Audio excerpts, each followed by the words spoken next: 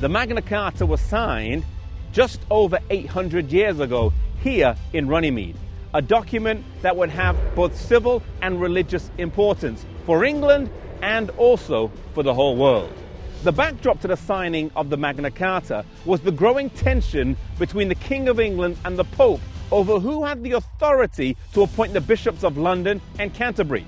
At that time, the King of England, King John, was probably one of our weaker kings. The Pope at that time, Pope Innocent III, was probably one of the stronger popes. And in this battle, the Pope eventually won. Because the king was unable to count on the support of the barons because he had conflict with them, he eventually surrendered to the papal legate in 1213, even laying his crown down at the feet in an act of submission. He also agreed to pay 1,000 marks per year, and that should any of his successors break that agreement, they would lose all authority in the realm. England was humiliated.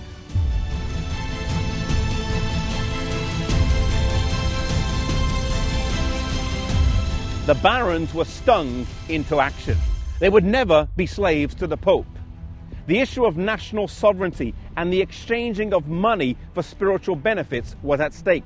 They feared, and rightly so, that this could be one step in a course of events that would lead the Pope to setting up who he wanted to on the English throne, overreaching his authority into national matters. These were some of the main reasons why Magna Carta was signed on the 15th of June, 1215.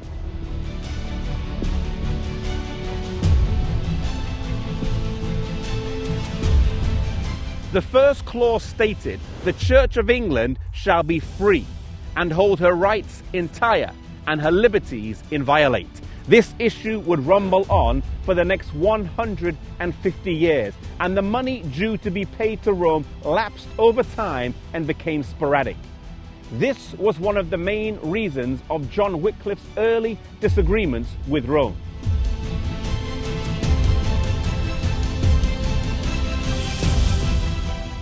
Another key aspect of the Magna Carta was the basis of law that it set up, that the king and the lawmakers were subject to the same law that they themselves wrote, that those accused were granted the right to be tried by a jury of their peers. These, among many other clauses, form the basis of law and justice as we know it today. Many of the principles of Magna Carta form the basis of the US Constitution and the Bill of Rights in America. In fact, this monument here was paid for by the ABA, the American Bar Association. Today, there are 4 remaining original copies of the Magna Carta. 1 in the Lincoln Castle, 1 in St. Mary's Cathedral in Salisbury, and 2 in the British Library.